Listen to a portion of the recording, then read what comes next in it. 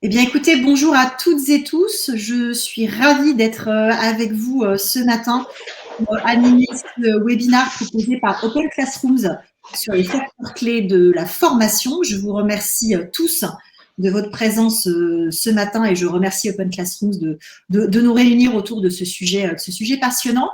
Pour en discuter ce matin, on a deux intervenants qui vont rebondir et échanger sur les facteurs clés de succès de la formation. D'une part, Bruno Fournet. Bruno, vous travaillez en fait chez Disneyland Paris, dont vous êtes le DRH depuis 2009 et vous êtes depuis 30 ans dans le groupe Disneyland Paris. Donc, merci Bruno d'être là ce matin et bienvenue. Merci Isabelle. Et Mathieu Nebra, qui est le cofondateur d'Open Classrooms et aussi le Chief Innovation Officer de la plateforme. Bonjour Mathieu. Bonjour, bonjour. Merci d'être là et merci de nous recevoir. En fait, il y a les deux. C'est un peu ça, ouais. Avec plaisir, avec plaisir.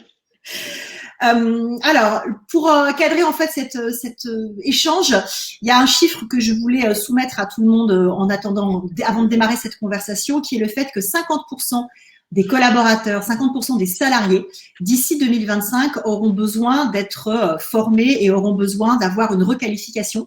C'est un chiffre du World Economic Forum qui montre qu'en fait, la formation est un événement, est un élément qui est extrêmement clé et surtout que la révolution des compétences est en marche. Et du coup, l'idée, effectivement, c'est de débattre de tout ça avec des exemples très précis.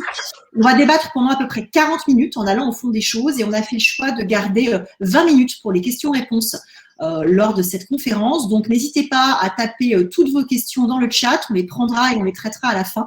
L'idée étant d'avoir la session la plus interactive possible et il n'y a pas de bonne, il n'y a pas de mauvaise question. L'idée est que ce soit vraiment un échange qui soit constructif. On est en direct et la conférence est également enregistrée. Elle sera rediffusée et disponible prochainement, la semaine prochaine. Je me tais, je vous laisse tous les deux vous présenter un peu plus dans le détail, Bruno et Mathieu, avant qu'on ne démarre. Bruno, allez-y peut-être. Avec plaisir. Donc Bruno Fournet, je travaille effectivement pour le groupe Disneyland Paris depuis 1991. Je suis arrivé un petit peu avant l'ouverture, pour préparer l'ouverture qui a eu lieu en 92. Je travaillais à l'époque dans le développement hôtelier. Et puis depuis, bien j'ai exercé différentes responsabilités dans beaucoup de métiers, en opération, mais aussi en support dans les services du siège. Et puis j'ai eu l'occasion de travailler sur des projets. Alors sur l'ouverture en 92, sur l'ouverture des Walt Disney Studios en 2002. Et puis, j'ai aussi eu la chance d'avoir une expérience à l'international en 2005 à l'ouverture du parc de Hong Kong. Depuis 2009, je fais partie de la direction des ressources humaines et j'ai eu l'occasion d'y conduire le re-engineering des fonctions prévention et santé au travail avant de rejoindre le monde de la formation il y a quelques années. Et aujourd'hui, j'anime l'équipe qui est en charge de l'ensemble des formations à Disneyland Paris, que ce soit les formations visant à renforcer la culture d'entreprise, toutes les formations réglementaires, les formations métiers et les formations pour les leaders en leadership. Merci Bruno. Mathieu, on te laisse compléter. Avec plaisir. Donc, Mathieu Nebra, je suis l'un des deux cofondateurs d'Open Classrooms. Bruno, lui, a commencé chez Disneyland Paris en 91. Moi, en 99, j'ai lancé le site qui allait devenir Open Classrooms. Je suis auteur de cours et de formation à la base sur Open Classrooms. En tant que fondateur de start-up, j'ai exercé un peu tous les métiers possibles et imaginables. J'ai été le premier commercial. J'ai vendu à ma propre école des espaces publicitaires sur le site. J'ai été développeur web, évidemment. J'ai été directeur technique, directeur éditorial à une époque où on était maison d'édition, parce qu'on a édité des livres techniques. Directeur produit et aujourd'hui, je suis directeur innovation, c'est-à-dire que je m'occupe de tout ce qui est la prospective de la roadmap produit, plutôt à 3-5 ans, voire plus. Quels sont les prochains grands enjeux de la formation?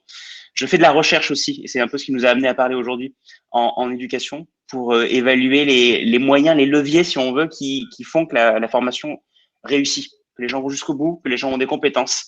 Et donc voilà, j'ai des résultats aujourd'hui aussi à partager, à échanger avec vous, que je suis ravi de présenter.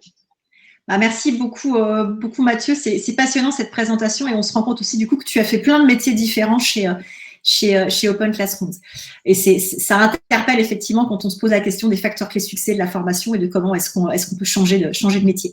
Donc du coup, pour commencer en préambule, Bruno, je voulais te faire réagir sur ce chiffre que j'ai cité en introduction du World Economic Forum qui dit que 50% des collaborateurs auront besoin d'une requalification d'ici 2025. Qu'est-ce que ça t'inspire et comment est-ce que ça se passe très concrètement chez Disneyland Paris? Parce que j'imagine que vous êtes aussi confronté à cet enjeu très concret de révolution des compétences.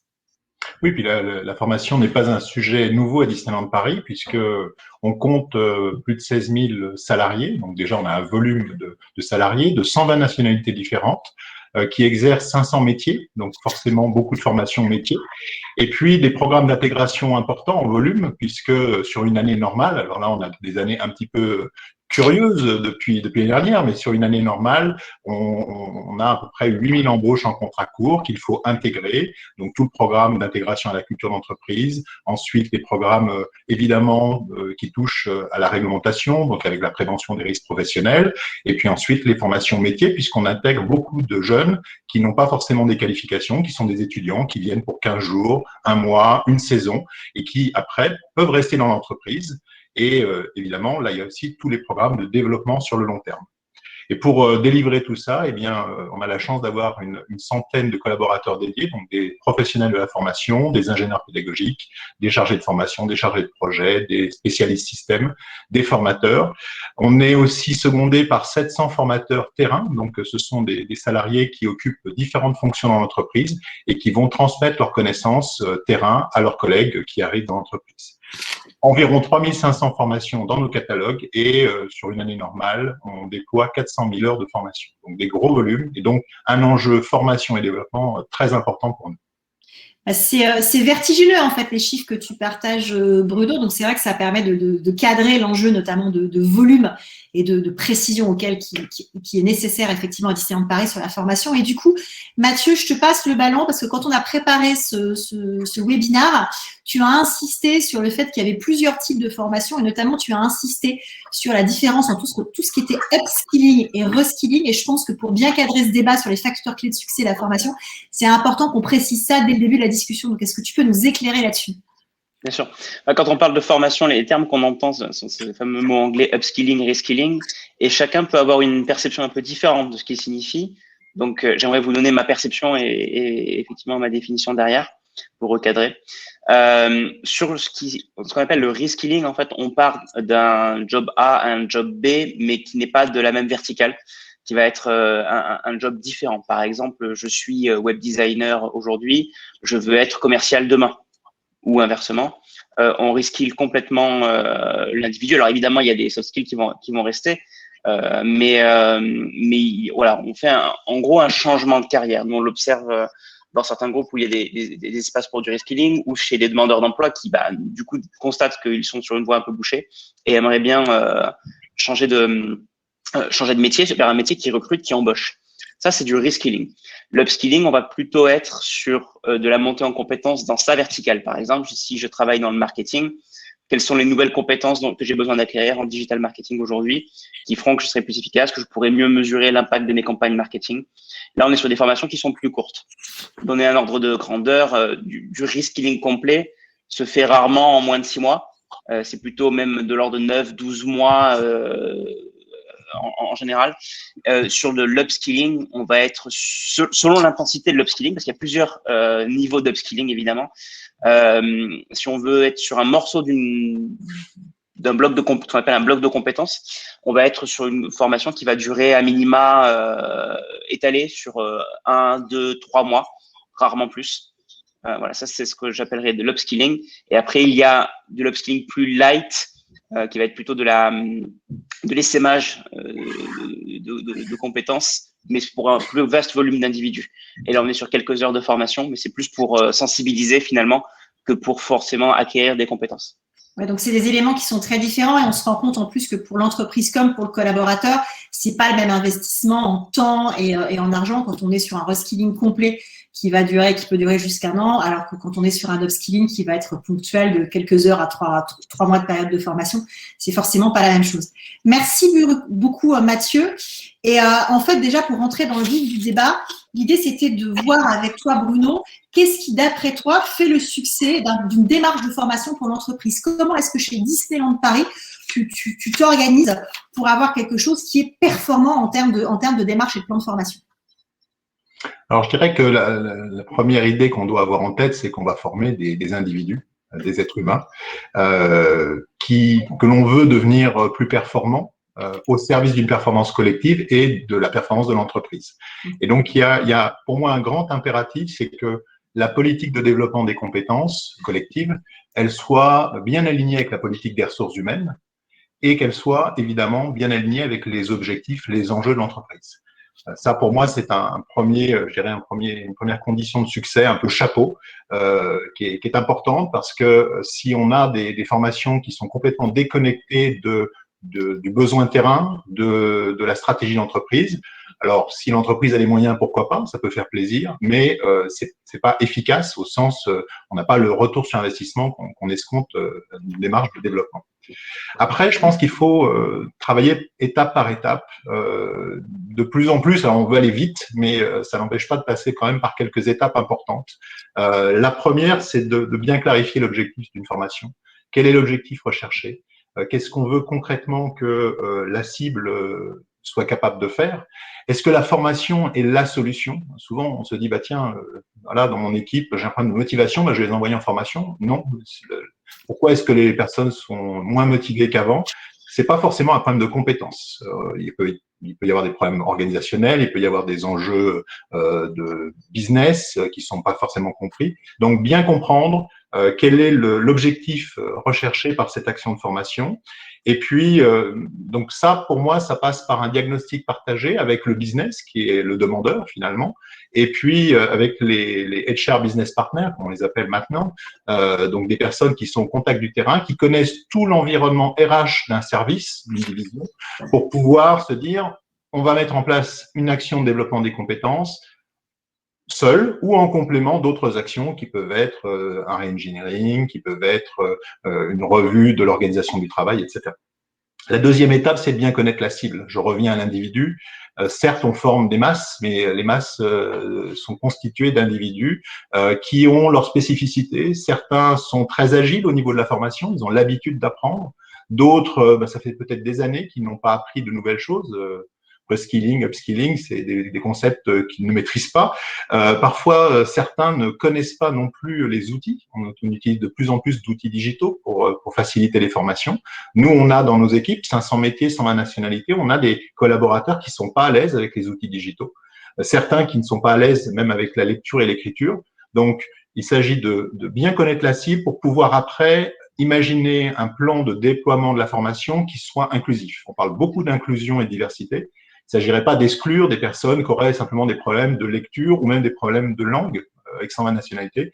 On imagine bien que parfois, on a un nouveau salarié qui vient d'Espagne, il n'est pas encore complètement C2 en français. Mais comment tu fais du coup pour bien connaître ta cible? Tu fais des enquêtes terrain, tu prends un échantillon test, comment tu procèdes concrètement? Alors, ce que l'on fait, c'est que quand on réfléchit à une nouvelle formation, on travaille beaucoup avec l'encadrement de proximité. Et donc, on se dit, voilà quel est l'objectif général, voilà ce que l'on veut que la cible fasse concrètement, et est-ce que dans les équipes, il y a des cas particuliers? Des personnes peut-être en situation de handicap, des personnes qui ont des problèmes de lecture, des problèmes qui ne sont pas à l'aise, et en fonction de ça, on va concevoir des modalités pédagogiques qui vont être ouvertes au plus grand nombre, et on va peut-être mettre en place des formations où on va carrément accompagner la personne. Si par exemple on a un e-learning et qu'on sait qu'on a des personnes qui ne sont pas à l'aise avec le digital, eh bien on va leur faire le e-learning, mais elles ne seront pas toutes seules, elles vont être accompagnées par un formateur qui va très concrètement leur lire les questions, leur demander quelle est la réponse qu'ils choisissent et ensuite qui va cliquer à leur place. D'accord. Ça peut aller jusque-là. Tout à fait. Et puis, autre étape importante, vraiment se fixer sur l'objectif pédagogique. Qu'est-ce que l'on veut que la cible puisse réellement, concrètement faire c'est pas uniquement d'avoir des connaissances, c'est vraiment qu'est-ce qu'elle va pouvoir faire ou mieux faire à l'issue de la formation. Donc, une fois qu'on a tout ça et qu'on peut vraiment valider ces éléments avec le management local, eh bien, c'est à ce moment-là qu'on peut se lancer dans l'ingénierie pédagogique avec efficacité. Donc, c'est de l'investissement au début, parce qu'évidemment, ça prend du temps de réfléchir à tout ça, mais après, ça permet de déployer avec beaucoup plus de sérénité et plus de rapidité le programme de formation et puis qu'il soit plus efficace au final. Ouais, c'est hyper important. Du coup, on voit qu'il y a une phase amont qui est vraiment très nette et qui conditionne le succès de la phase aval de déploiement de la formation. Merci beaucoup, Bruno. Mathieu, en introduction, tu as parlé du papier de recherche que tu as écrit sur les facteurs clés de la formation et je crois un peu plus précisément sur comment un processus d'admission en tant que tel pouvait indiquer ou non le futur succès d'un étudiant dans un parcours de formation. Est-ce que tu peux nous partager les enseignements de tes recherches? On va mettre le lien du papier dans le chat. Mais voilà, je serais contente que tu nous le racontes de vive voix parce que c'est un gros boulot. Le travail est un document, je sais plus, d'une quarantaine de pages, je crois, en anglais. Donc, le lien est dans le chat. Vous pourrez le regarder peut-être après le webinaire parce que le lien en parallèle, ça va être un peu dense. Mais je peux vous donner une explication un peu globale. Et après, si vous voulez creuser, c'est public. Cette recherche publique a été partagée. On s'est permis de faire de la recherche parce qu'on commence à avoir suffisamment d'étudiants chez Open Classrooms pour avoir de la data à traiter et pouvoir rétro-analyser qu'est-ce qui s'est passé. Qu'est-ce qui s'est passé dans tel et tel cas de figure? Pourquoi certains étudiants arrivent mieux à la fin de leur formation, arrivent à acquérir les compétences, et pourquoi d'autres n'y arrivent pas entièrement en fait. Et ça, sur des milliers et des milliers, pour ne pas dire des dizaines de milliers d'étudiants, on commence à avoir des données statistiquement fiables qui nous permettent de dire, OK, là, avec un bon niveau de confiance, on peut dire ces choses-là. C'est vraiment la première recherche qu'on fait chez Open Classrooms. Il y en a d'autres qui vont venir. Mais on a décidé de se focaliser sur un aspect particulier qui nous intéressait, c'était le processus d'admission. Pourquoi? Parce que c'est exactement ce que disait Bruno finalement à l'instant. Il s'agit bien de cibler les individus, savoir qui ils sont, savoir si la formation est le bon outil pour eux au bon moment. Parce que envoyer des centaines ou des milliers de personnes en formation un peu à l'aveugle, c'est un assez gros risque en fait que ça ne corresponde pas. Or, avec la digitalisation des formations, on peut maintenant arriver à personnaliser l'expérience, arriver à s'assurer que la personne a la bonne expérience au moment où elle en a besoin. Donc ça, on a regardé sur cet angle-là. On n'a pas répondu à la question quel est le meilleur moyen d'avoir une réussite à son programme de formation. On a regardé plus précisément quand on fait de l'admission, quand on vérifie si la personne a les compétences en prérequis pour démarrer la formation, si elle a la motivation pour faire la formation, est-ce que à la fin, les gens ont plus de chances de réussir ou pas? C'était ça la réflexion. Et il se trouve que chez Open Classrooms, on a fait les deux. On a fait ce qu'on appelle de l'open admission, c'est-à-dire, OK, c'est ouvert à tout le monde, vous pouvez démarrer la formation, on va pas vérifier, mais vous pouvez y aller. Et donc, on sait quel pourcentage réussissent parmi ceux-là. Et on a fait aussi, dans certains cas, par contre, avant de démarrer la formation, vous devez passer, alors c'est un mini-test, plus un call avec un spécialiste d'admission chez nous, pour confirmer votre motivation et vos prérequis. Donc, évidemment, ça fait moins de monde, mais derrière, on imagine ou on espère qu'on optimise les chances de succès. C'est-à-dire que la personne, on vérifie qu'elle est sur la bonne formation ou on la reroute vers une autre formation dont elle a besoin. Ça, c'est le travail qu'on a fait. On a pu le comparer sur une dizaine de formations différentes avec des milliers d'étudiants. Et si je vous donne le résumé avec des chiffres, on a regardé une population de 4488 étudiants qui ont été formés et on a pu observer parmi ceux qui avaient suivi un processus d'admission, ils avaient en moyenne 62% plus de succès que ceux qui étaient allés dans la formation sans avoir été checkés auparavant. C'est-à-dire qu'on pouvait faire plus de volume, évidemment. Donc, c'est chouette pour nous parce que peut-être ça fait plus de chiffre d'affaires. Mais à la fin, on a moins de succès. Donc, cette étape d'admission qui est un peu frustrante, finalement, parce que l'étudiant, il n'est pas sûr de démarrer.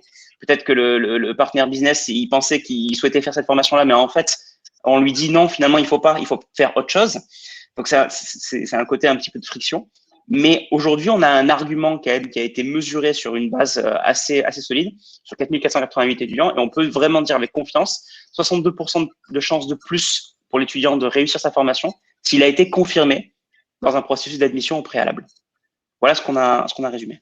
C'est très impressionnant, effectivement, ce chiffre de 62%, et ça montre que le succès d'un plan de formation, en fait, il démarre effectivement sur ces prérequis qu'on va valider en amont et ce processus d'admission. Et du coup, vos deux propos se rejoignent sur la nécessité de bien cadrer le besoin. Et moi, il y a un mot aussi qui m'a interpellée, c'est le mot motivation, parce que vous l'avez prononcé tous les deux. Et effectivement, le fait de qualifier la motivation de l'étudiant ou de la personne qui est formée, du collaborateur en amont, on se rend bien compte que ça joue dans le succès d'un plan de formation. Il y a un troisième élément que je soumets à la sagacité collective dont on n'a pas parlé, qui est suivre les personnes dans la durée et de prévoir l'implication d'un tuteur. Bruno, toi, tu as parlé de l'implication du manager à un moment dans la découverte terrain. Mathieu, je vais peut-être aussi te faire réagir là-dessus, parce qu'il me semble que chez Open Classrooms, quand on est dans les parcours, on a systématiquement un tuteur, c'est bien ça? Ça joue aussi, non? Tout à fait. Alors, en fait, la recherche a soulevé plus de questions que de réponses. Je vous ai donné une réponse là, mais en réalité, on a découvert que d'autres facteurs allaient fortement influencer, et on ne pouvait pas dire encore quelle était la proportion de chaque facteur. Mais il y avait un aspect, c'était évidemment le mentor. Chez Open Classrooms, les formations sont systématiquement accompagnées par un mentor qui est un professionnel du secteur qu'on a validé. Et toutes les semaines, vous avez une visioconférence en privé avec ce mentor, ce qui permet de se motiver, d'être en confiance aussi, pas d'être dans une salle où on n'ose pas forcément lever la main et poser des questions. Là, on peut se livrer beaucoup plus.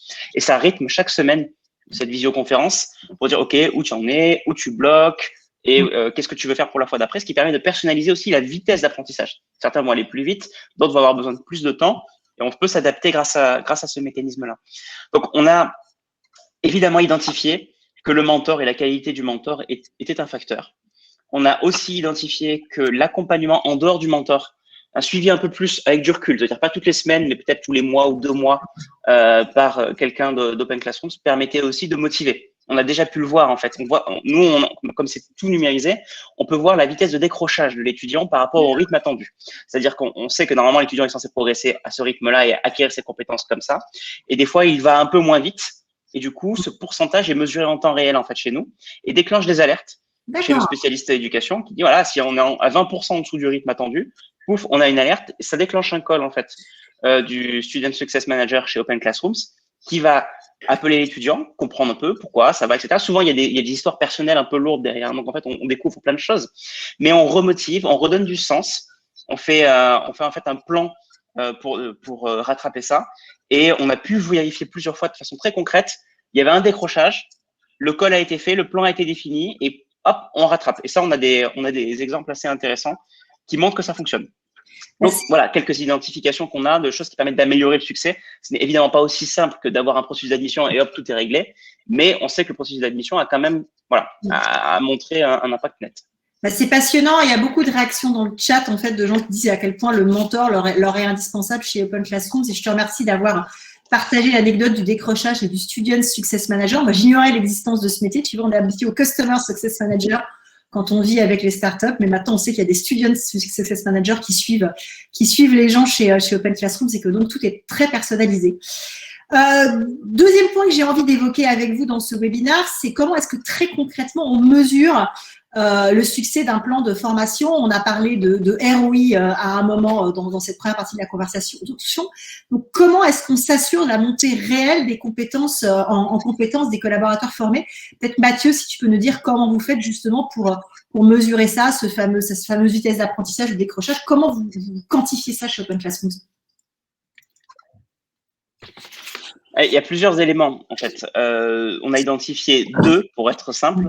C'est le taux de réussite à la formation, donc le taux de diplomation. Alors, c'est un diplôme quand c'est du reskilling. C'est un certificat intermédiaire quand c'est de l'upskilling. Mais en gros, le succès de l'acquisition des compétences, c'est la première étape.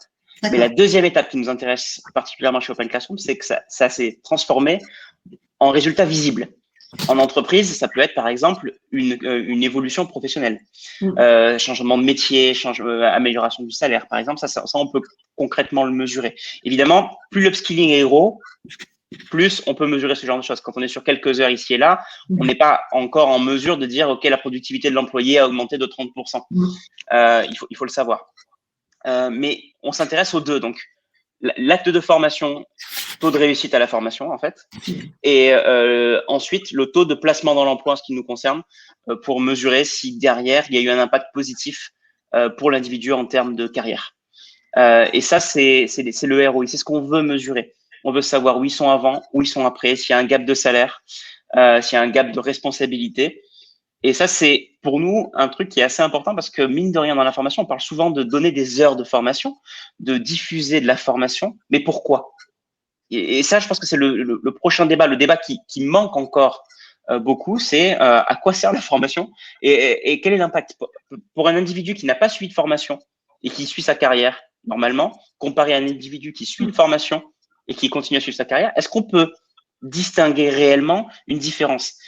Si on fait la recherche, c'est pas systématiquement vrai.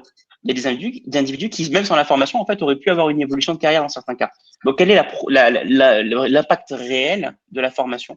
Ça, c'est pareil, on commence à avoir une démarche scientifique, c'est qu'on commence à mettre des groupes de contrôle, des gens qui ont des formations, des gens qui n'en ont pas, par exemple, des gens qui ont de l'admission, des gens qui n'en ont pas, pour pouvoir mesurer vraiment si cet élément-là a été un changement.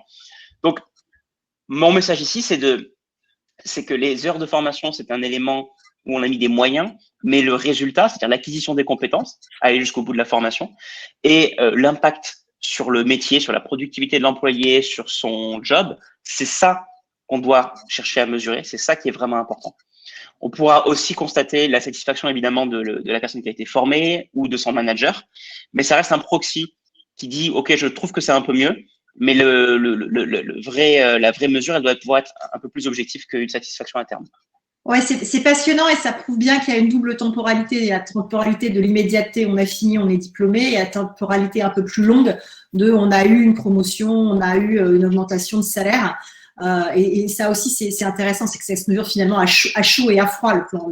Et voilà, et c'est la difficulté aussi, c'est pour ça qu'on mesure moins facilement, c'est que les heures de formation, on peut les mesurer en temps réel, c'est à très chaud. Mais les impacts sur la carrière sont pas forcément immédiats.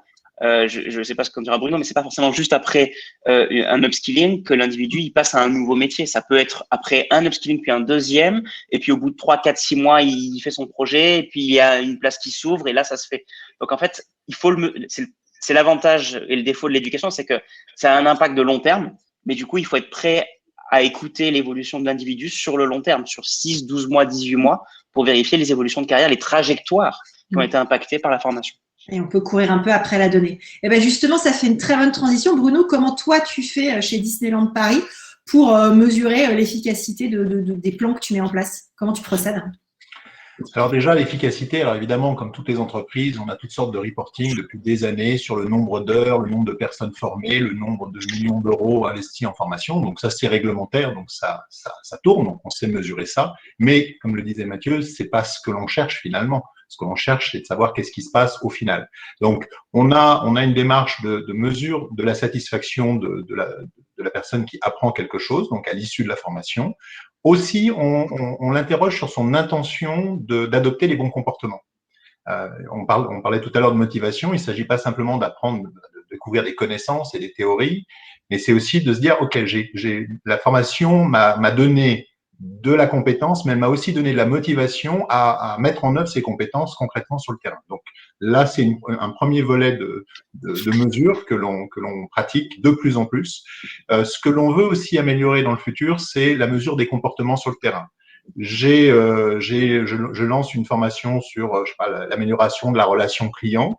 OK, concrètement, sur le terrain, est-ce que j'observe que les salariés qui ont suivi cette formation ont un meilleur relationnel avec le client, sont plus à l'écoute, sont peut-être plus polis, sont plus en interaction, font vivre une expérience plus immersive. Donc là, ça peut se mesurer. Alors, on utilise évidemment l'encadrement terrain avec le proxy que citait Mathieu, mais c'est aussi notre rôle en tant qu'équipe formation d'aller voir sur le terrain comment ça se passe. Et puis plus tard, c'est aussi de mesurer finalement quel est l'impact. Alors, on a toutes sortes de mesures, comme dans beaucoup de grandes entreprises, en termes de chiffre d'affaires, de satisfaction client. Et donc, quand on commence à travailler sur une formation, on voit avec l'encadrement quels sont les indicateurs qu'il veut voir évoluer. Est-ce que c'est le panier moyen dans une boutique? Est-ce que c'est le chiffre d'affaires d'un restaurant? Est-ce que c'est la marge? Est-ce que c'est une réduction de coûts? Est-ce que c'est une amélioration de la qualité de service, de la satisfaction client? Et donc, ça nous permet, à l'issue de l'action de formation, de regarder comment évoluent ces indicateurs. Alors, la limite de cela, c'est que c'est multifactoriel. C'est-à-dire que on peut faire une belle formation sur la qualité de service. Si en parallèle, eh bien, les salariés jouent le jeu, mais que, je sais pas, on a des visiteurs peut-être plus difficiles, plus compliqués que d'habitude, et ben, leur satisfaction ne va pas forcément monter. Donc, il faut mettre ça aussi en perspective. Et c'est pour ça que c'est important en amont de bien définir ces indicateurs de performance de la formation pour éviter que ça soit simplement un coût ou d'autres diront un investissement. Mais un investissement, il faut que, au final, il y ait un retour sur cet investissement. C'est très intéressant cette démarche et justement cette notion d'indicateur parce que tu parles tout le temps de performance et lié au business de l'entreprise et j'ai envie de te faire réagir sur en fait jusqu'où la formation peut être contributrice à la performance des entreprises et en l'occurrence comment toi tu t'organises chez Disneyland Paris pour que le plan de formation soit contributeur à la performance de ton entreprise. Comment tu procèdes en fait concrètement? Alors très concrètement, on a quelques rituels. On a un rituel, le rituel du printemps, on l'appelle comme ça, où là, les équipes formation vont aller au contact de manière systématique avec l'ensemble des directions de l'entreprise pour comprendre comment elles se projettent dans les prochaines années, sur 1 an, 2 ans, 3 ans. Quels sont leurs gros projets? Quels sont leurs enjeux? Quels sont leurs enjeux humains? Et donc, quels sont leurs enjeux de développement des compétences? Et là, on commence à percevoir des tendances. Tiens, de plus en plus, on nous parle de il faudrait que l'encadrement puisse piloter les transformations de manière plus organisée et plus communicative. Voilà. Donc, on capte cela. Ensuite, on a un travail de synthèse, évidemment, puisque quand on interroge beaucoup de personnes, il faut faire de la synthèse après pour que ça soit intelligible. Et ça nous permet de partager avec la direction générale les orientations stratégiques pour les années à venir. Une fois que ça s'est fait et qu'on a la validation de notre direction générale, eh bien, on se met au travail en termes d'ingénierie pédagogique. C'est-à-dire que c'est là qu'on conçoit les futures formations qui seront disponibles dans les mois suivants. Et puis, le rituel, donc ça, c'est en été, on fait beaucoup de conception en été. Et puis, à l'automne, il y a le rituel de présentation du plan à notre CSE, puisque la loi dispose qu'on partage cela avec nos instances représentatives du personnel pour recevoir leur feedback et puis pour pouvoir lancer le plan de formation sur l'année civile à partir de janvier. Donc voilà un peu nos grands rituels. Au-delà de ces grands rituels, il y a aussi toutes les demandes qui arrivent au fur et à mesure. Donc il faut pas être que structuré, il faut aussi avoir un peu d'agilité, de capacité à répondre parce que les transformations vont vite maintenant partout et en particulier à Disneyland Paris. Donc on peut pas dire, je sais pas si j'ai un vice-président d'une division qui me dit j'ai un besoin de former mes chefs d'équipe à ça, je peux pas lui dire on va y réfléchir et dans 9 mois, dans 10 mois, dans un an, je te donne une réponse. Donc il faut aussi qu'on ait des produits qui soient disponibles, qu'on peut adapter rapidement et qu'on peut déployer rapidement pour répondre aux besoins business. Merci pour ce témoignage parce que c'est vrai qu'on voit bien du coup qu'il y a quelque chose à la fois très structuré pour pouvoir avoir quelque chose qui contribue dans le temps et de l'autre côté un besoin d'agilité qui forcément doit être beaucoup plus rapide. Mathieu, est-ce que je peux te faire réagir sur ce que tu vois toi parmi les clients d'Open Classrooms sur la façon dont la formation contribue au succès de leur boîte et la façon dont ils mesurent? Est-ce qu'ils le mesurent déjà tout simplement? Qu'est-ce que tu vois toi? C'est un peu ce que je voulais réagir sur ce que disait Bruno, c'est que bien souvent, il y a plusieurs cas de figure en fait. On peut pas tout résumer à un cas typique, mais les besoins identifiés de compétences, c'est pas si fréquent. Les directions métiers, par exemple, vont souvent arriver avec des demandes de formation. Je pense que c'est ce qui est arrivé aussi à Bruno. C'est les gens lui disent j'aimerais faire telle formation. On a déjà trouvé la formation. Je veux juste débloquer le budget et la démarrer. J'ai besoin de ça.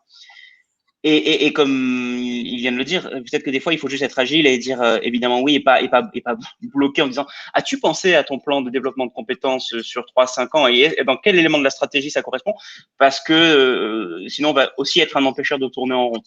Mais il faut pas aussi que ça masque une absence, je dirais, d'analyse quand même, parce que parfois on est trop réactif et on se dit ouais, faut telle formation, mais en fait, pareil, j'ai parlé de proxy, c'est une façon pour nous de dire j'ai un besoin quelque part. Je fais de la formation, mais en fait c'est parce que j'ai un besoin de motivation.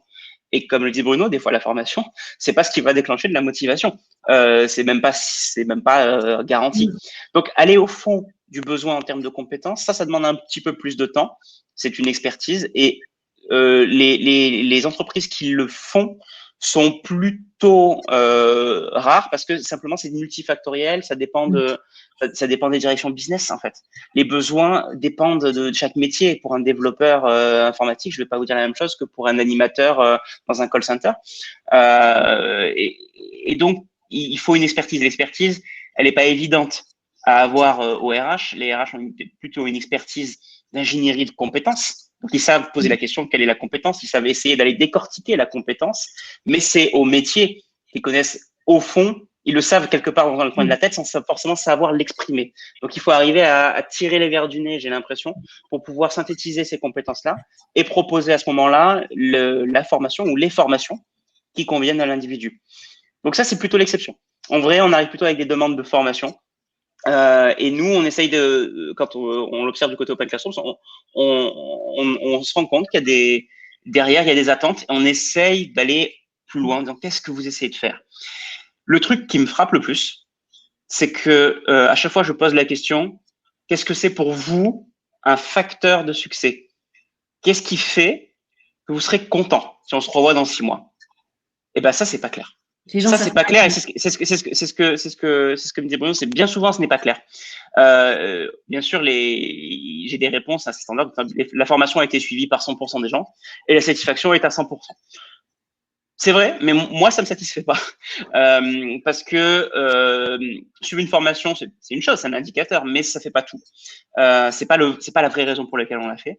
Et la satisfaction de 100%, on sait toujours un peu ce que ça veut dire, notamment dans une salle en présentiel, où on a le formateur qui regarde derrière l'épaule et qui dit, bon, tu mets 1 à 5 étoiles, je te regarde. Et en général, c'est très biaisé, voire beaucoup biaisé. Donc, c'est super intéressant de demander qu'est-ce qui fait que tu seras content au-delà des heures de formation. Qu'est-ce que tu veux observer? Bruno mentionnait la satisfaction client, mais alors même si c'est multifactoriel, est-ce qu'on pourrait mesurer la satisfaction client de cet individu au call center a aujourd'hui et on se revoit dans 6 mois pour en reparler? C'est très rare qu'on fasse vraiment ça. Mais j'aimerais encourager l'écosystème. C'est aussi pour ça que je prends un peu le micro aujourd'hui en disant essayer pour chaque domaine d'identifier une mesure avant et une mesure après. Je sais que c'est pas facile. La satisfaction, ça peut être un moyen, mais essayons d'aller un peu plus précisément si c'est possible. Et vous allez voir que c'est ça qui va derrière vous permettre de dire cette formation a été utile ou pas, et qui fait que d'un coup, vous aurez des budgets de formation parce que vous aurez un retour sur investissement. Ou au contraire, vous réorienterez, vous ne ferez pas de la formation à l'avenir parce que c'est pas exactement ça qui était nécessaire. Voilà un peu le message que j'ai besoin de faire passer aujourd'hui. C'est un super témoignage très vibrant et c'est intéressant parce que vous rejoignez l'un et l'autre en disant qu'effectivement, il faut quelque part aller tanner le métier pour avoir le vrai besoin et la bonne mesure avant, après, dans le temps et mesurer ces changements de comportement. Et c'est vrai que cet exemple sur la satisfaction client, d'une part, voilà, ça montre bien à quel point c'est pas juste un taux qu'il faut aller regarder, mais un vrai changement de comportement sur le terrain. Et je trouve cette idée là aussi extrêmement intéressante. Du coup, je vous propose, entre guillemets, pour finir et avant de prendre les questions, de réfléchir peut-être à une dimension prospective à horizon 5 ans de comment est-ce que vous voyez le futur de la formation et le succès de la formation depuis votre poste l'un et l'autre. Et peut-être commencer toi par Mathieu avec la feuille de route d'Open Classrooms. Comment est-ce que tu vois les succès de la formation évoluer? Nous, on voit le succès d'Open Classrooms évoluer. Et encore une fois, moi, je te tire mon chapeau et je vous tire à tous mon chapeau sur la très belle levée de fonds.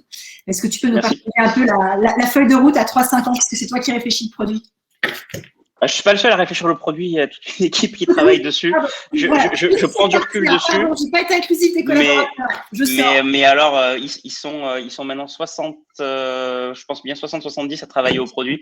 Développeurs, designers, testeurs et learning designers aussi, qui conçoivent les formations, qui font l'ingénierie de compétences. Donc, évidemment, on développe de nouvelles formations sur de nouveaux domaines, de nouvelles verticales et dans de nouvelles langues. On a le français et l'anglais, on réfléchit à de nouvelles langues aussi pour des structures internationales qui ont besoin de plus le faire un peu plus globalement. Mais sur l'innovation pédagogique, en fait, on est en perpétuelle innovation et en perpétuel test. C'est-à-dire que on peut, sur les individus qui arrivent, expérimenter une petite différence pour voir si ça a un impact. Par exemple, ici, c'est un étudiant un peu plus expérimenté qui va en plus du mentor accompagner l'étudiant. Là, c'est des projets de groupe. Là, on va rajouter des vidéos de motivation au début d'un projet. Et du coup, ça nous permet d'observer, de tester les taux de réussite à la formation, mais surtout, notre métrique principale, nous, c'est le taux de positivité à l'emploi à la fin. C'est-à-dire, est-ce qu'ils trouvent un job, s'ils étaient demandeurs d'emploi, ou s'ils sont en entreprise, est-ce qu'ils ont eu une évolution professionnelle concrète et mesurable. Et ça, on le fait avec des sondages, c'est-à-dire qu'on sonde au bout de 6 mois, grosso modo tous les 6 mois, les individus pour regarder ils déclarent avoir eu une évolution nette. Et pour ceux qui souhaitent le partager, l'évolution de salaire, quel est le différentiel de salaire, ça on aimerait pouvoir le mesurer pour pouvoir dire justement qu'en moyenne, le fait de suivre cette formation-là vous rapporte 25 000 € annuels supplémentaires dans votre salaire. Et ça, on veut pouvoir le prouver par la data. Le combat que je mène aujourd'hui est celui d'une transparence des résultats des étudiants. Non pas seulement à la formation, du type 70% des étudiants qui font la formation ont le diplôme, mais surtout en termes donc, de métier, d'emploi, de salaire. Et ça, on commence à avoir la donnée. Alors, c'est un vrai travail de synthèse et d'harmonisation. Mais, mark my words, j'y travaille, donc je m'y engage. On va commencer à diffuser des tableaux de bord en temps réel et public qui permettront de suivre ça.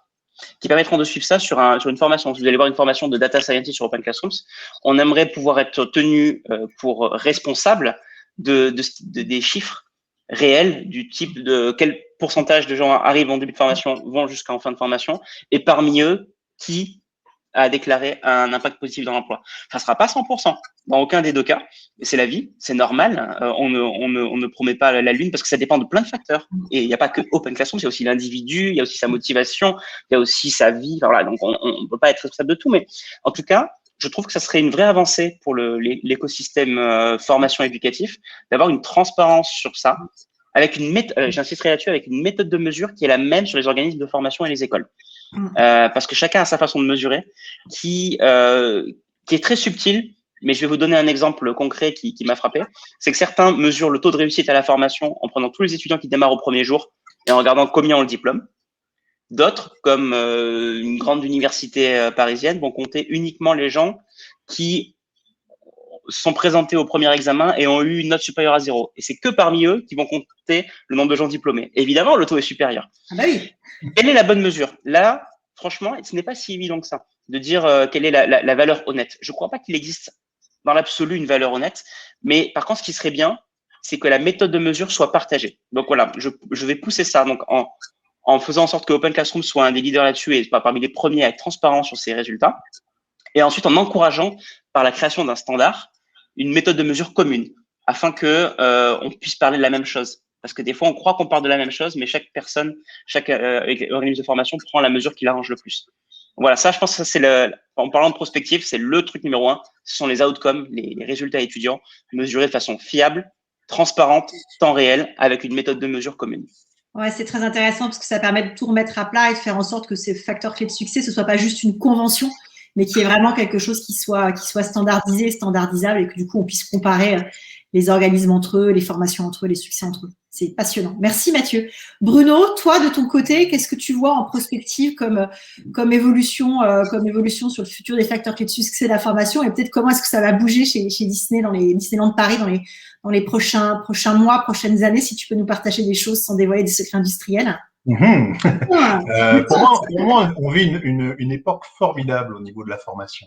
D'abord parce que il y a un besoin fort en nouvelles compétences qui sont liées aux nouvelles méthodes de travail, au digital, à tout ce que l'on peut voir émerger et qui s'accélère. En même temps, on a des apprenants qui ont plus du tout le même rapport à la connaissance. Souvenons-nous, il y a encore quelques dizaines d'années, quand il fallait savoir quelque chose, soit on l'avait dans la tête, soit on allait à la médiathèque pendant les heures d'ouverture. Aujourd'hui, il suffit d'avoir une connexion 4G qui fonctionne et j'ai accès à l'ensemble de la connaissance. Donc, les attentes des apprenants sont complètement différentes, elles se transforment. Et alors, ça peut paraître des enjeux importants, tout cela, mais on a aussi l'aide de toutes les nouvelles technologies qui sont un vrai plus pour transformer l'expérience du collaborateur. Moi, en termes de prospective, je vois d'abord un besoin d'autonomie accrue des acteurs. Je pense que le temps où le collaborateur doit demander à son manager est-ce que je peux suivre telle formation, ce temps va être vite révolu. De plus en plus, les collaborateurs vont vouloir ils se connaissent, ils connaissent leur métier, ils vont pouvoir déterminer quels sont leurs besoins de compétences ou leur envie d'évolution. Et donc, il va falloir qu'on autonomise l'accès à la formation. Deuxièmement, revoir les modalités pédagogiques, les PowerPoint qui n'en finissent pas, avec quelqu'un qui les lit, c'est définitivement plus ce qu'il faut faire.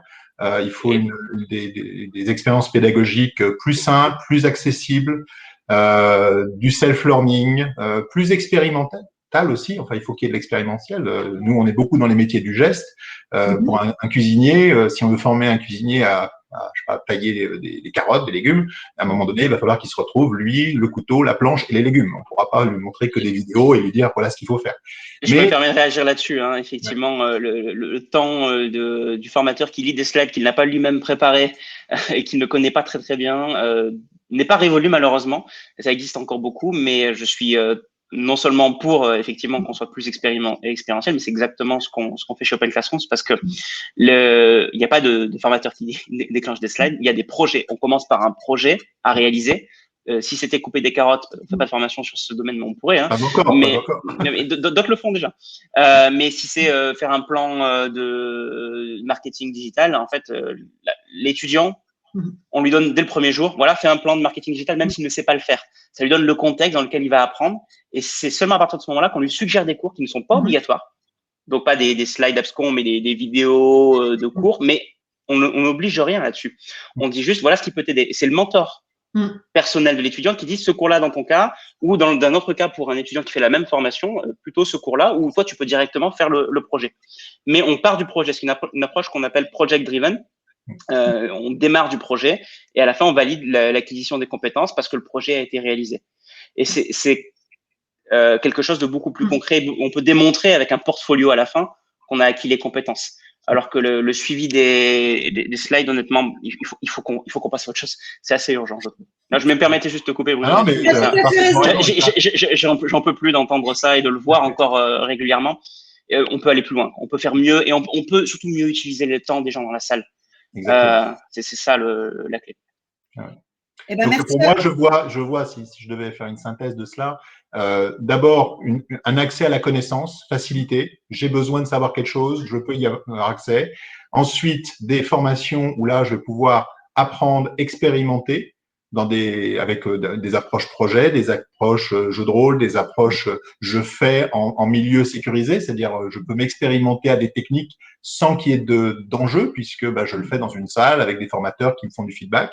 Et ensuite, un suivi de terrain. Donc ça, c'est aussi quelque chose qu'on développe de plus en plus, c'est de se dire, une fois le moment de la formation à proprement parler passé, qu'est-ce qu'il se passe? Comment est-ce qu'on peut accompagner l'apprenant, aller le revoir peut-être 15 jours, 3 semaines, 2 mois plus tard, pour voir comment ça se passe, pour débriefer avec lui, pour lui rappeler quelques concepts qu'il a peut-être pas encore utilisés, pour l'encourager aussi. Donc, tout ça en partenariat avec l'encadrement terrain.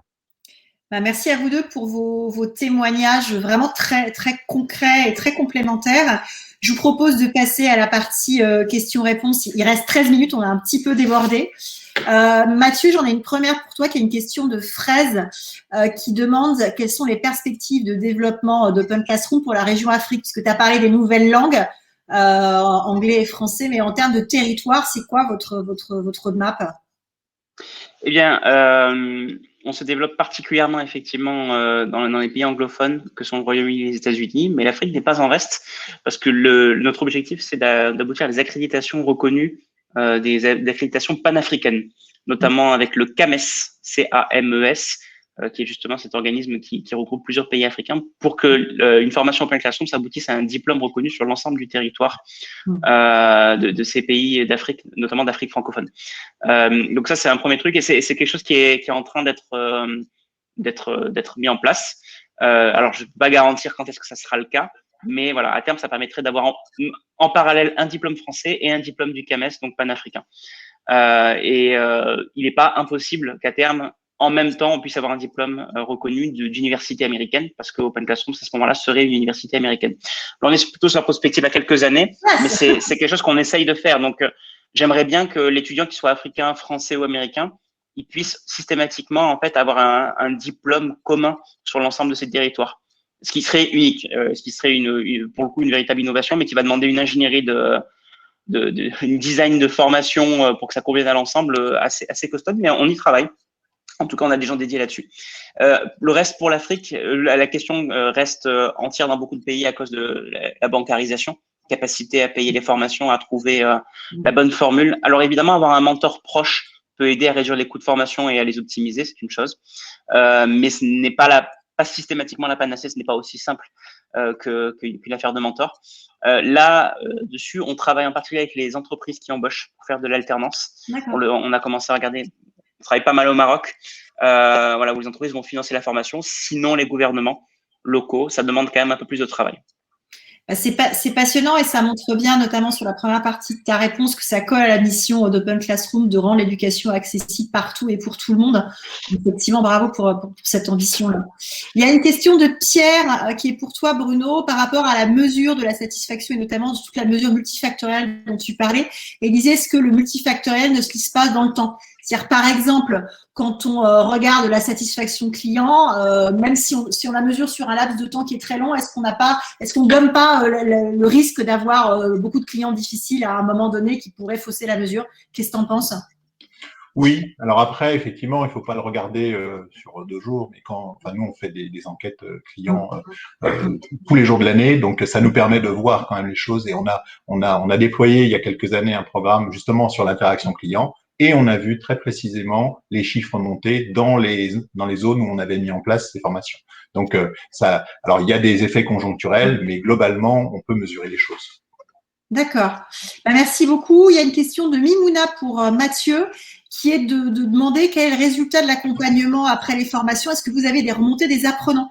Puisque tu as mentionné la quantification que tu veux faire sur la transparence, sur le taux de positivité à l'emploi, à la promotion, à l'augmentation. Mais est-ce que vous recueillez aussi de la satisfaction qualitative des apprenants? Oui, on a une mesure NPS, Net Promoter Score, qui est une façon de savoir le taux de recommandation, c'est un score de recommandation en fait, qui nous permet de savoir un peu ce qui se passe et on arrive notamment avec les commentaires qualitatifs qui nous donnent en parallèle à identifier les points qui ont été les points forts et les points à améliorer. On le fait pour les étudiants qui vont simplement consulter des cours gratuitement, on le fait pour les gens qui démarrent une formation et d'autres qui viennent de terminer la formation, qui sont des nouveaux alumni, pour évaluer ça. Donc oui, de façon systématique. Le seul truc qui manque, c'est que ces données-là sont pas encore intégrées à un tableau de bord public. On aimerait effectivement les rendre publics et ça fait partie du travail que je mène de rendre transparent cet avis-là. Encore une fois, j'insiste, la satisfaction, c'est quelque chose qui est beaucoup regardé par les étudiants parce qu'ils veulent savoir si d'autres le recommandent.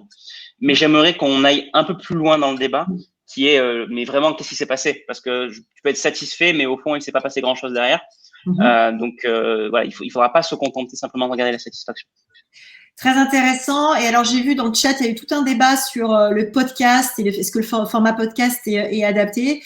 Et du coup, j'en profite juste pour souligner le podcast le Joboscope, qui est animé par Open Classrooms et notamment par Nora Léon. Voilà, parce que je le trouve formidable et du coup, ça peut-être éveiller la curiosité de ceux qui ont parlé des podcasts dans le chat. Il y a une question de Cory qui est: comment le plan de développement des compétences peut-il être un levier majeur de performance humaine dans une entreprise? Alors, c'est une question qui est hyper vaste. Donc je vous l'adresse pas, je veux voir qui reprend la balle parce qu'elle est compliquée quelque part. On pourrait faire 1 heure dessus, comme on vient de faire 1 heure de webinaire. Mais voilà, comment est-ce que c'est un levier majeur de la performance humaine, le plan de développement de compétences?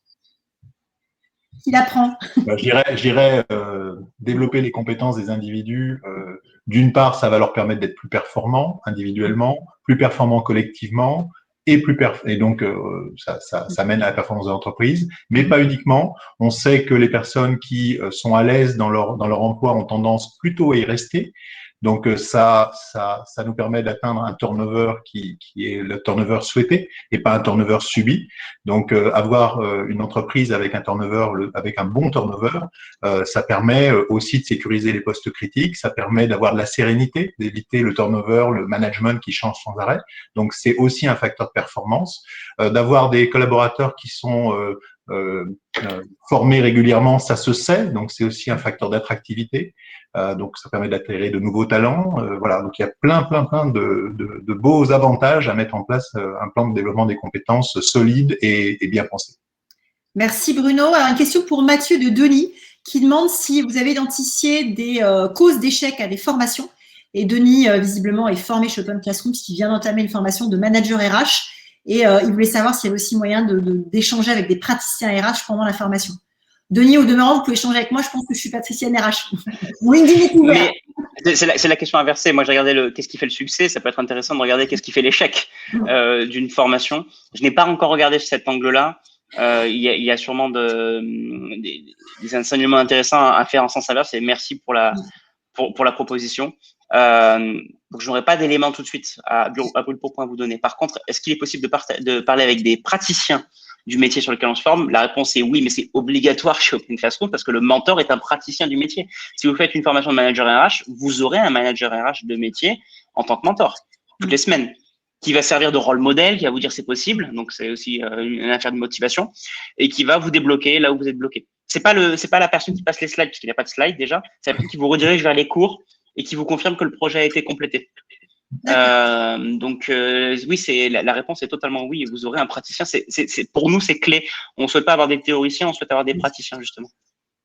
Très intéressant. Il y a une question de Juliette qui demande si la formation permet de fidéliser son personnel en entreprise. J'ai l'impression que oui, que c'est un peu ce que tu viens de dire, Bruno, quand je t'ai posé la présente question. Tu confirmes que la formation fidélise les collaborateurs?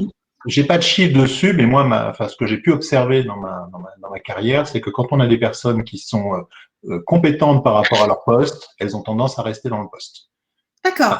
Voilà. Et si elles ont des perspectives de développement, au-delà de la compétence du poste actuel, mais des compétences pour faire du upskilling, etc., bien, c'est des personnes qui ont tendance à rester. Il y a une autre question qui est une question de Yann pour toi, Bruno, qui demande comment est-ce que tu mesures l'attractivité de l'entreprise liée à la formation. Tu disais que ça soutenait ta marque employeur. Est-ce que tu as un KPI précis qui te permet de le calculer?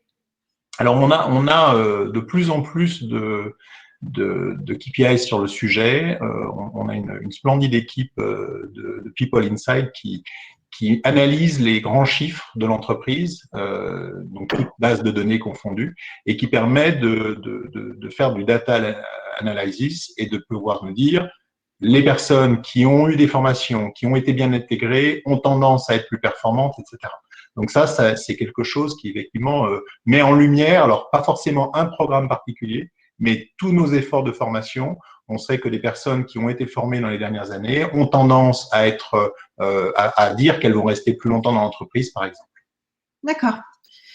Je crois qu'on est arrivé au bout du chat et des questions. En tout cas, j'en vois plein. Ah si, il y en a une dernière. Mathieu, est-ce que vous avez des élèves qui sont devenus des mentors à leur tour? Oui, la réponse à cette question est oui, avec un petit détail, un petit bémol important quand même. Nous ne souhaitons pas avoir des élèves qui deviennent immédiatement mentors. Nous souhaitons avoir des gens qui ont l'expérience du métier. Donc, nous exigeons un minimum d'expérience d'abord, avant de devenir mentor, qui est de l'ordre de 2 ans. D'accord. Eh ben, du coup, moi, je vous propose de conclure. Il reste 3 minutes pour le mot de la fin. Moi, ce que je retiens de ce webinaire, c'est qu'effectivement, les facteurs clés de succès de la formation, c'est déjà d'avoir un très bon diagnostic du besoin et un très bon diagnostic de la cible, qu'en fait, il y a cette étape préalable qui est absolument indispensable, qui a un vrai intérêt à avoir une évaluation et des prérequis au niveau de chaque collaborateur ou de chaque étudiant conforme, que ça augmente de 62% le succès du fait qu'il suit la formation jusqu'au bout, que la motivation est bien sûr quelque chose qui est absolument stratégique et clé, qu'il faut faire coïncider et en tout cas faire tout un travail de roadmap pour faire en sorte que la formation contribue à la performance et au business de l'entreprise, qu'il faut aussi la mesurer de manière très quantitative, avec une mesure avant, une mesure après, et avoir cette réflexion-là vraiment très quantifiée si on veut arriver à en calculer un ROI, et que toi, Mathieu, tu t'engages et que Open Classroom s'engage aussi dans une démarche, on va dire, j'allais dire de recherche, mais en tout cas, c'est pas ça, mais d'élaboration d'un standard qui permette sur les différents organismes qui forment aujourd'hui d'avoir un calcul du succès et du ROI qui soit à la fois hyper transparent et unique, ce qui permettrait de comparer des choses comparables. Et je retiens que la métrique que vous utilisez aujourd'hui chez Open Classroom, c'est ce que tu appelles le taux de positivité à l'emploi. Donc, soit le fait d'avoir retrouvé un emploi pour ceux qui en sont sortis, soit le fait d'avoir une promotion, soit le fait d'avoir une augmentation. J'espère que j'ai bien résumé et trahi les propos de personne et rien oublié. Je voulais vous donner le mot de la fin à chacun. Si vous avez un mot ou une phrase, il nous reste 1 minute chacun avant de dire au revoir à tout le monde pour voilà, conclure sur un facteur clé de succès de la formation. Bruno, vas-y. Je vais revenir sur une époque formidable. Pour moi, c'est une époque formidable parce qu'il y a beaucoup de choses à faire, beaucoup d'enjeux.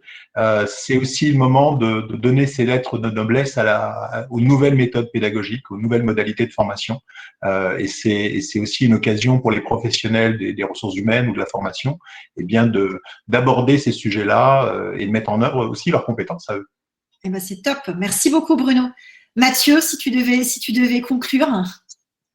Je pense qu'on a tendance à se focaliser des fois sur les nouvelles technologies comme étant une solution en soi aux problématiques de réussite de la formation, alors que je pense que c'est simplement d'abord une affaire de mesure qui est facilitée par les nouvelles technologies, mais que ce n'est pas en mettant de l'IA ou de la réalité virtuelle qu'on va magiquement améliorer. J'aimerais insister là-dessus. Je suis un peu contre le solutionnisme technologique. Je crois vraiment aux choses pratico-pratiques qui pourraient être faites même en présentiel, hein. La mesure de la réussite de la formation, c'est des choses qui sont juste plus faciles à faire à l'échelle grâce à la formation en ligne, mais qui sont tout à fait faisables des fois en présentiel. Et je finirai sur une métrique, on parlait de taux de retour à l'emploi. En fait, on a un objectif chez Open Classroom, c'est notre mission.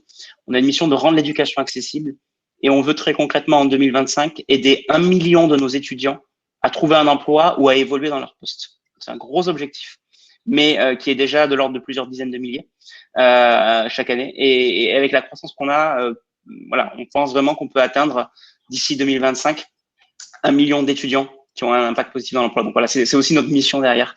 Et on espère être au rendez-vous à temps. C'est top. En tout cas, on va se quitter sur ce très beau chiffre et cette très belle ambition d'un million de personnes ayant un impact positif sur l'emploi. Bravo à tous les deux. Merci infiniment, Bruno, Mathieu, pour ce témoignage, pour la sincérité des réponses, pour le fait qu'on ait rebondi les uns sur les autres. Merci à toutes les questions. Merci à tous ceux qui sont là. Vous êtes encore sans cesse connectés, qui nous ont consacré du temps et pour la qualité de l'échange et de vos questions. Je vous souhaite à tous une très belle journée. Il est 12h01, donc on va rendre l'antenne pour être respectueux du temps de tout le monde. Mais merci à tous. Au revoir et à très bientôt. Merci. Bonne journée. Au revoir. Au revoir.